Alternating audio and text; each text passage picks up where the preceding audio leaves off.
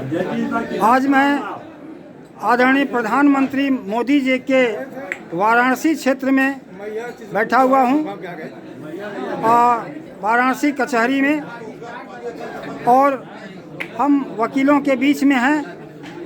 हम इनसे इस विषय पर भी वार्ता करने जा रहे हैं कि उत्तर प्रदेश भारत का सबसे बड़ा प्रदेश है और सबसे ज़्यादा यहाँ पर विधायक हैं, और इस दूसरी बार की सरकार में से लोग कितने संतुष्ट हैं, कितने असंतुष्ट हैं, ये तो बात की बात है। लेकिन अगर इस सरकार को तीसरी बार लाना है या बदलना है, तो बदलने के लिए भी क्या एक पार्टी सक्षम है भारतीय जनता पार्टी की वर्तमान सरकार को हटाने में? हम इस पर अपने जो हमारे साथ बैठे वकील साथी हैं उनसे मैं वार्ता करूंगा।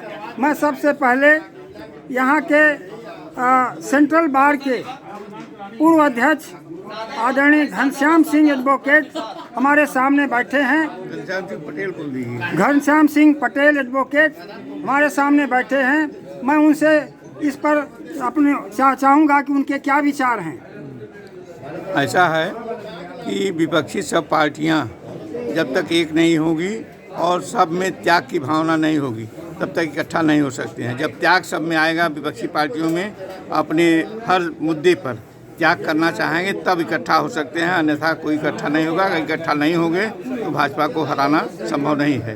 भाजपा को उत्तर प्रदेश में रहना वाजिब समझ में आता है या? इस समय देखिए, मैं तो ये कह रहा हूँ कि जितने SC ST OBC इनका सबसे ज़्यादा नुकसान इस गवर्नमेंट में हो रहा है, जो है शिक्षा के क्षेत्र में भी जाना चाहिए। लेकिन जाने के लिए जो है यह गवर्नमेंट जो सरकारी धन का दुरुपयोग कर रही है आवंटन बांट करके, ये गलत है।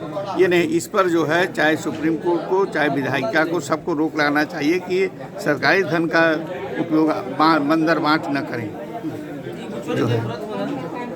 इस पर मैं श्याम कन्हैया एडवोकेट से भी बातचीत करूंगा कि वो क्या कहना चाहते हैं। जी सर, हमारा यही मानना है कि सारे विपक्षी एकजुट हो करके और त्याग करके कांग्रेस के नेतृत्व में अपना गठबंधन जब बनाएंगे तभी जो है सफलता मिल सकती है, अन्यथा नहीं मिल सकती। तो माने आप भी चाहते हैं कि ये सरकार यहाँ से जाए? बिल्कुल जाए।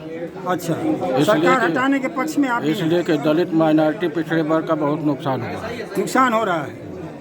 मैं अब आपके बीच में चंद्रमा सिंह एडवोकेट बैठे हैं, जो सेंट्रल बार एसोसिएशन वाराणसी के पूर्व अध्यक्ष रहे हैं।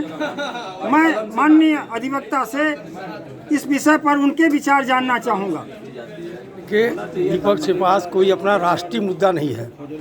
देश अब इतना जागरूक हो गया है कि जाति पात भेदभाव से अलग हो गया है।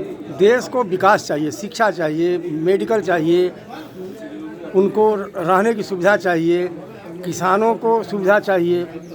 फिर यह जो गवर्नमेंट है ये वो कर तो नहीं पा रही है, लेकिन विपक्ष के पास तो एकदम कुछ नहीं है। वो खाली झोला लेकर के घूम रहे हैं। ऐसी स्थिति में विपक्ष एकजुट होने के बाद भी वो अपनी सोच बदलें। विपक्ष एकजुट है? एकदम नहीं है, न होने की कोई चांस दिखाई दे रहा है। यदि होता है तो अपनी सोच बदलें और उनका एक राष्ट्रीय एजेंडा हो।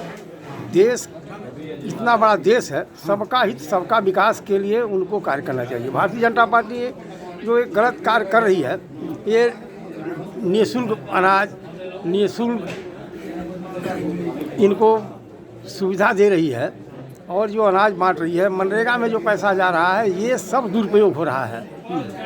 अनाज ले करके लोग उसको मार्केट में बेच दे रहे हैं। ये बंद होना चाहिए, ये टोटल बंद होना चाहिए। मनरेगा बंद होना चाहिए और यहाँ तक कि जनप्रतिनिधियों का वेतन भी बंद होना चाहिए।